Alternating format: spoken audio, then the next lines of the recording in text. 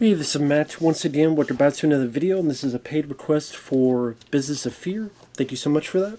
And for those interested, requesting any type of videos, random thoughts, streams, commentaries, video game playthrough for an hour or full playthrough, whatever the case may be, feel free to send it either directly to my PayPal. Do have a CashApp as well.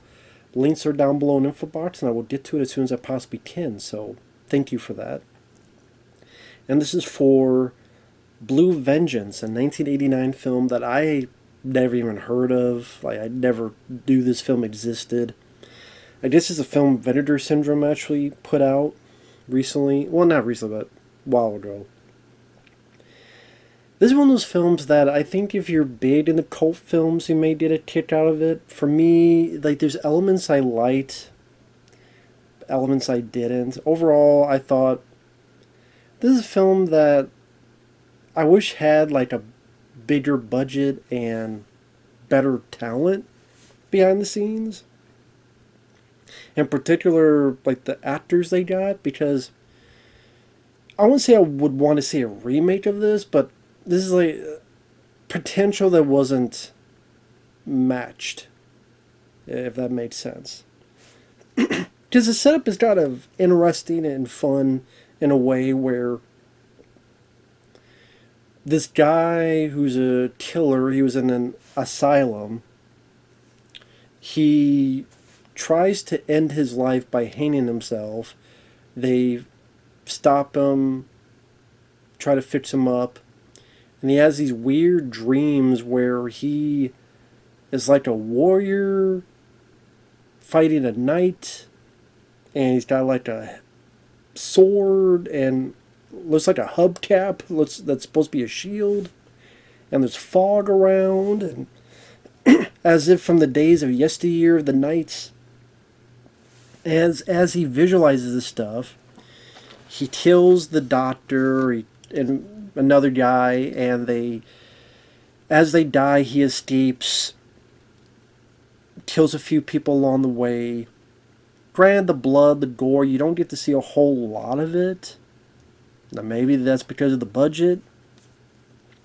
I mean, there's a decent decapitation at the end, but for the most part, you don't see a whole lot in these death scenes.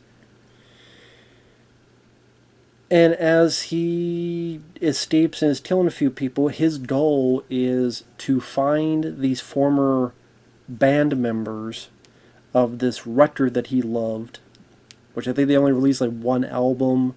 And there's a specific song that he loves, that he adores the lyrics, took them too much to heart, and believes in them. Kind of the satanic devil, however you want to put it. And he wants to find these band members and see, you didn't betray me, did you? Do you still honor the code, or however you want to put it?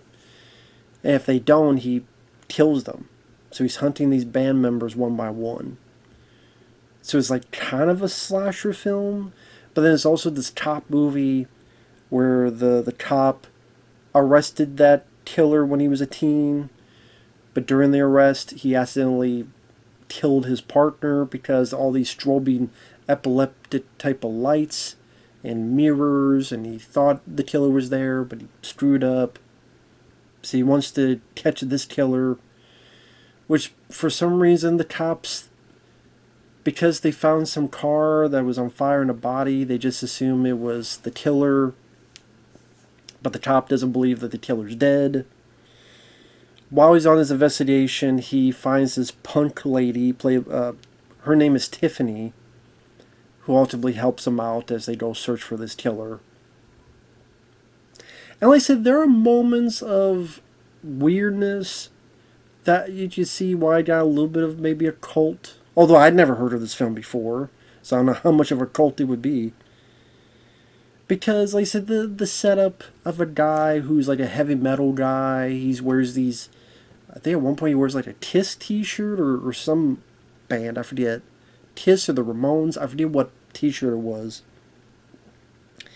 And, in his room, he's got, music posters around, and so there's a little bit of heavy metal horror. Spoiler, there's a damn ending where your cop is on a push bike, your villain is on a motorcycle, and they joust each other. Yes, they joust each other. Push bike versus motorcycle. So definitely some of those weird moments. Same with when the killer goes back to his mom's house, and his mom, of course, thinks he's innocent. And he gets his weapons from his room, and it's a sword, and it's this weird looking axe. Although, to me, kind of look cheap looking too. Although, at the end, I mean, you don't really get to see him use it that much because it's a pretty tame movie when it comes to that. Blood-wise. And like I said, this is a movie that just having a bigger budget would have helped. And when I said more talent, like the killer and the cop, the killer's played by John Weiner, I don't know how you pronounce it. He was one of the co-writers of the film. And then the cop is played by the other co-writer and the director. And I just don't think they were up to the task. The guy who played the killer, he has moments that maybe I laughed and didn't mean to. Like early on, he gets a car, it's like, I got wheels! But I mean, especially the cop. The cop came off as like a lesser, lamer Anthony Edwards or Xander Berkeley. The guy at the very end of Candyman who, Helen, is looking in the mirror and, you cheat on me, you asshole. I just think better actors could have really helped. If you had, like, I don't know, like a Charles Napier or Robert Forster, if you had, like, a Robert Forster as the cop, and you had, like, someone more of talent as the killer, I think that could have really helped the picture. I really do. And again, the budget to really showcase these kills. I mean, you want to create this sword and this axe. Let's really get some good kills in there. You don't... Not really. There's a bit where he's like killing a guy, and the idea he keeps stabbing him and picking at him. And they show very, very quickly that it's enough that it broke the skin. You see the teeth. But it's there so briefly, you literally have to go in slow mode to really get a good look at that. There's another kill where he stabs someone under the chin, but you don't really see much of it. I mean, there's some stuff I can appreciate, the guerrilla filmmaking, because you could tell, obviously they didn't have the permits to shoot in the city, in New York. But is able to capture a little bit of that flair of that time. Obviously from shots they stole, including this one bit where I guess the idea is the killer burnt his place down, and I'm guessing killed his mom? Although I don't think that's ever said in dialogue or anything. But they then have footage of firemen hosing down this building, which they just pretty much fucking stole. Didn't talk about that guerrilla filmmaking. But just like the guy who played the lead, I thought he was pretty bad. I mean, he's not that great of a director based on this. He's not that great of an actor. And it's like, man, this guy needed someone else to play this role, to have more talent than this guy.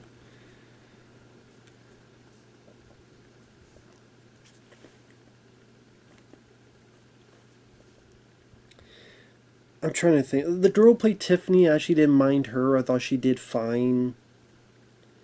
And again, it has some quirky moments, like I mentioned, the jousting battle at the end.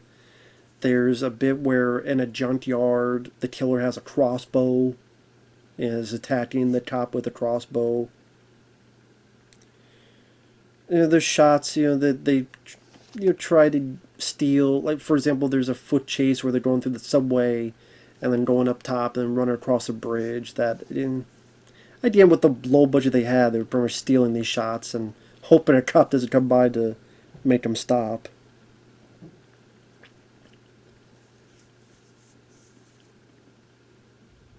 When he sees the band members that the killer does, sometimes he'll see like how they looked at makeup, and when they're in makeup, they look a little bit like Kiss, but just not enough to get sued or anything. So he like visualizes them as that band member before they see who they are, and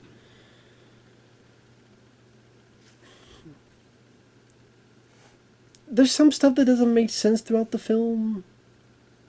It's the cops not believing in our lead cop that this guy could be alive. But literally in the film, there's a point where he gets a fucking picture of the guy.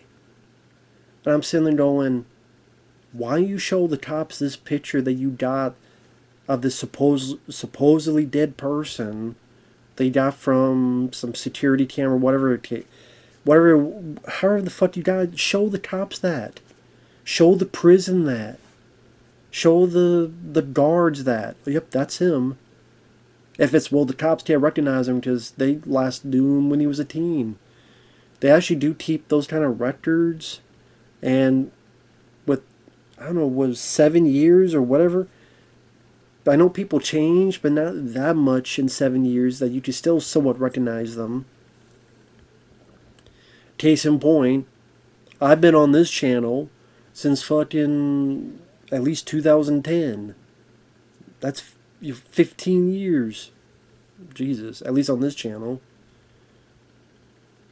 That's double. I think if you look at an early video and you look at this, you just see, it's the same guy. So I think the cops would say, oh, that's the same guy. He's alive. I guess he's not dead, as we keep saying.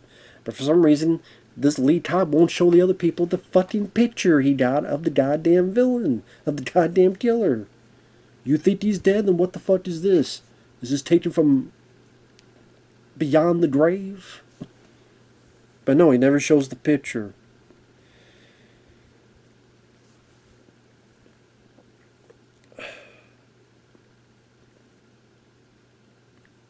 Eventually, the cops, they think the lead cop is doing some stuff because the punk girl's roommate gets murdered because the killer beats him up, puts a pillow over his face, shoots him with the cop's gun, leaves the gun there.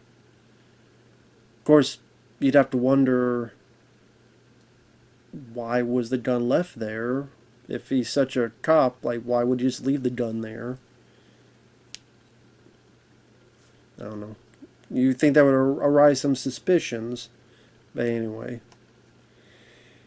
What do I know? So the girl helps the lead cop get away from some other cops.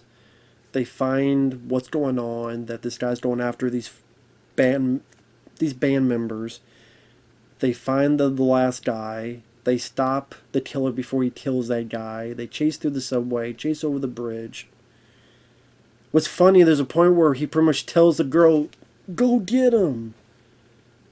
I'm sitting there going, what?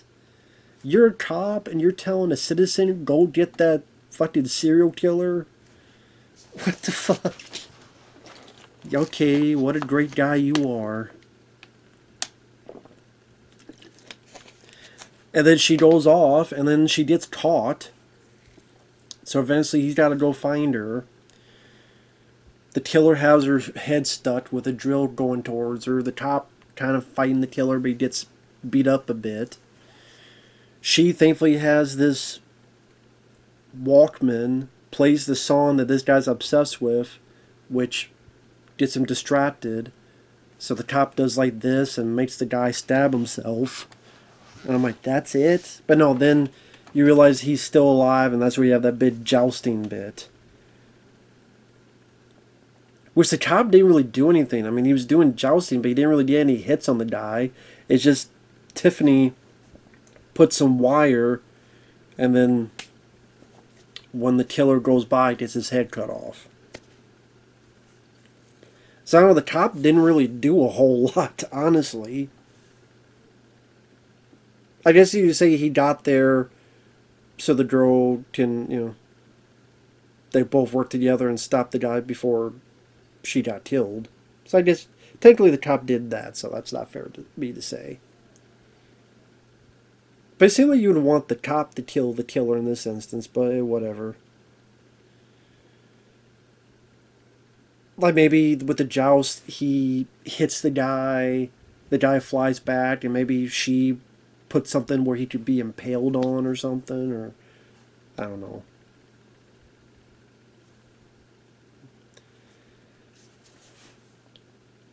This is a film that ultimately, was I a fan of it? Not really. Like I said, I think some concepts are kind of fun in a quirky way.